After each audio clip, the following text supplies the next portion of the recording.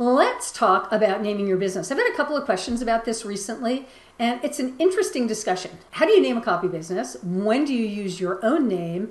And when do you come up with a company name or like a corporate sounding name?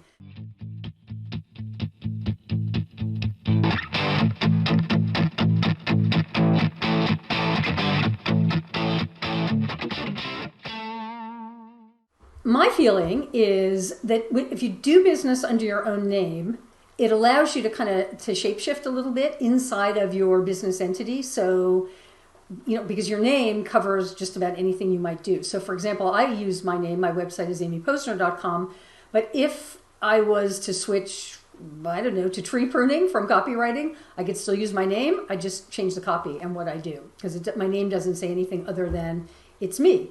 Where a more corporate name like funnel marketing something or other it's more generic and it doesn't say anything about me. Now, what it does do if you use a name like that is it can be really useful if you're a bigger entity, if you're a team, if you have multiple people involved and you don't want to give the impression that you're a one-person shop. I am no longer a one-person shop. I still operate under my name, but that doesn't trouble me because when I talk to people, I'll let them know kind of how I operate and who I work with and what that's like. Another thing to consider is that sometimes you can't find your name as a URL. Either somebody has bought it or it's so expensive that it's prohibitive, in which case, you can do a variation of your name. You can, I could be like a.my.posner. I could use a different extension.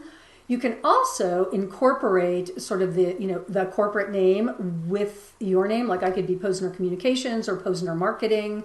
In my previous businesses, actually, I did not go by my name, and I always had communications or marketing in the business name because I did switch around and change what I was doing inside of those entities, but it was always under the umbrella of marketing, and the other one was always under the umbrella of communications. So that worked in those instances. And some of those names I'm rather fond of. At any rate, I am not a naming expert. In fact, I often have a hard time naming my own stuff, my own programs or my pieces that I create. But my really good friend and colleague, Avi Webb, that's AVIWEBB.com.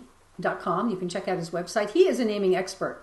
And here's his piece of advice on using your name versus using like a more corporate entity kind of sounding name. And he says your own name is almost always the stronger choice for building your reputation, unless you have a radically unique product where the URL serves as the advertisement.